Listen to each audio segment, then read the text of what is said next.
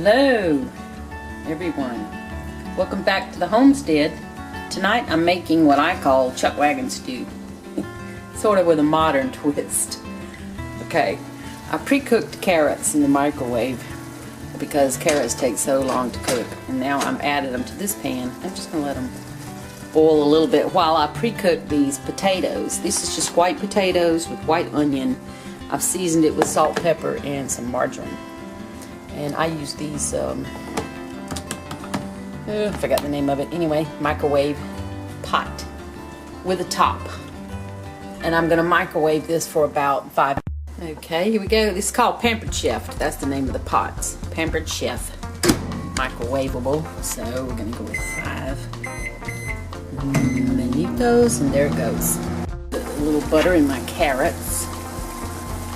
I'm going to be seasoning with my usual favorites, onion powder, garlic, a little paprika. Oh, that was a piece of bread I'm toasting, just finished, and a smidgen of celery salt. Okay. I'm going to be making a nice thick sauce or gravy for my stew. Chuckwagon stew, my meatless, I should have said that in the beginning, with cornstarch, soy sauce, and margarine. Okay, don't let this box fool you. It says Smart Balance, but inside I reuse containers. It's just plain old margarine in there. Carrots are really looking good. I put all the seasonings that I mentioned to you in there on the carrot, and I let it cook down. I'm waiting on the potato to come out. And then I'm going to make my roux. Sorry about my shadow. Make the roux by putting the butter in the pan, let it brown, you know, get hot and bubbly a little bit, not brown. Then add some cornstarch, you know, maybe a big tablespoon. And the soy sauce to give it a nice flavor. I'm about out, but I have more. And anyway, I'll catch up with that when I get to that point. Okay, look at that. Isn't that starting to look great? My shadow out of the way. I added the carrots back to the potatoes after the potatoes do their 3 minutes, and I'm going to let it go around for another couple of minutes while I get the gravy going for the Chuckwagon stew. Okay, got my eye hot, got my butter in there, well, margarine. I put it in there where the glazing off the carrot was, give it even a better layer of flavor. So when that starts to bubble a little bit, I wish I could get this over a little more. Okay, you might be able to see from there. It's starting to bubble a little bit now, so I'm going to add my cornstarch. Hopefully I've measured out the right amount. Sometimes, you know, I'm not really good at measuring. I mean, I'm good at measuring. What I mean is, when I'm making, this is my own recipe, when I'm just doing my own recipes, I don't necessarily measure, just kind of go by how it looks, how it feels, how it smells. I'll go by smell almost more than taste. Okay, that looks like a nice roux. I'm going to add some soy sauce for flavor and color. I told you I'm at the end of that bottle. I have another bottle over here if I need it. Get good color on this if I can. Looks fairly good. I'll add more, and then I've got 2 cups of hot water sitting here. I'm not going to add all of it. I'm going to add some of it. And dissolve that and get it.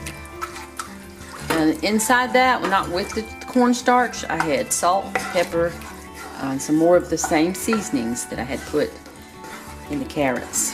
Okay, I'm just going to work out these lumps. There are a few lumps, but they'll dissolve. Get it going again. This spatula might help me squish up some of the lumps. I like using cornstarch better than flour, because flour to me makes even more lumps. Okay, this is starting to look good. Got a nice consistency, and I can always add more cornstarch. All you have to do is just put it in a little water and stir it around in a cup and add it, and you'll get the lumps. Alright, add a little bit more soy sauce to that. Starting to boil and bubble now. Okay, I added a little bit more cornstarch there. It's trying to lump up on me. I scraped the pan is what I did, the little other pan. You see how it's starting to get thick? I added a little bit more soy sauce. Okay, it's starting to really look good.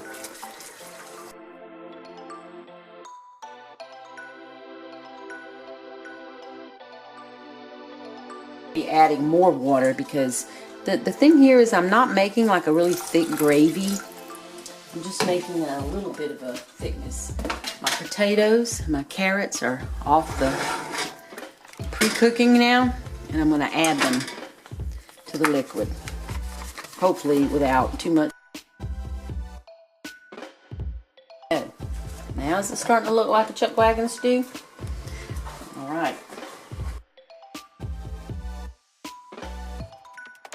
Water level up to about there.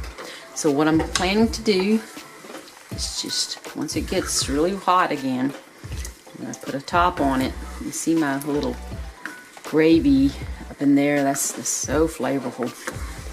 And I'm going to put the top on, let it simmer until these potatoes and the carrots start to just sort of collapse a little bit. It's already starting to come back to a boil.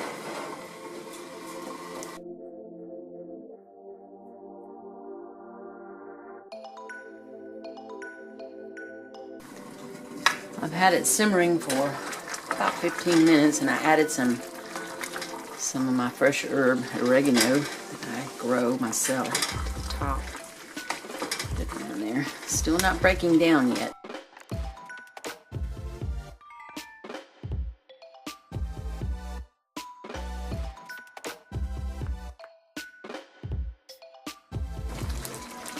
My stew has started to break down. See how tender it is?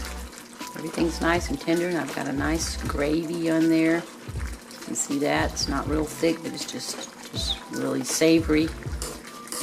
And I'm going to turn the heat off now and just put the top on and just let it sit a little longer and let all those flavors just kind of meld together, you know.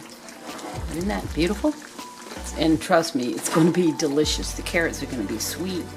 The potatoes are going to be hearty and soft and just melt in your mouth with that gravy.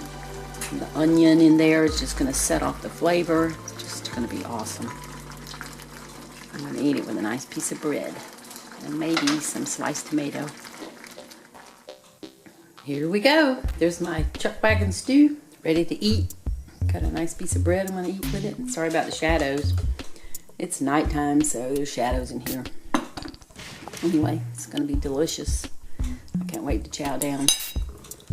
Hope you'll try this recipe.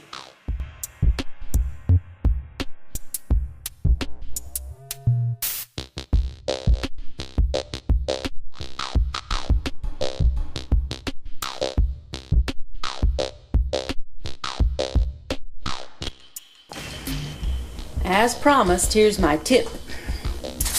I just bought this new roll of aluminum foil, and all you smart people out there already know this, but there are some people like me who are the last to know anything. So my son told me, what you do is you get it like this, you know, open it, pull a little tail out so you got it started, and then you push.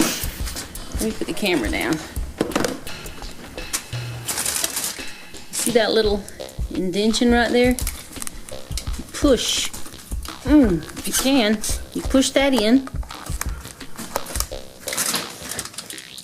Both sides. I'm trying to not destroy the whole box. It's harder to push than you think. And then that holds it in place so that when you go to pull it out, it's about easy, see? Pretty cool, right? So that's my tip. Punch that little thing. There's a tab already there. That's what it's for. And it stop the roll from coming out when you pull. You know, sometimes you pull too hard and boom, the whole roll comes out. Not anymore.